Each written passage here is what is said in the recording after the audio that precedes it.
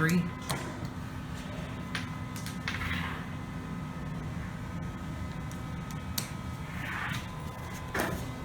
This is the elevator building number 1. Wait, elevator number 1 at building E, Wake Tech Southern Wake Campus, Raleigh, North Carolina.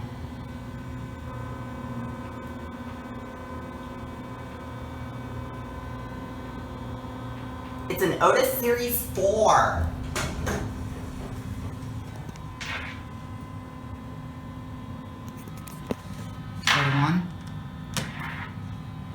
It lost, apparently this lost its floor passing chime for some reason.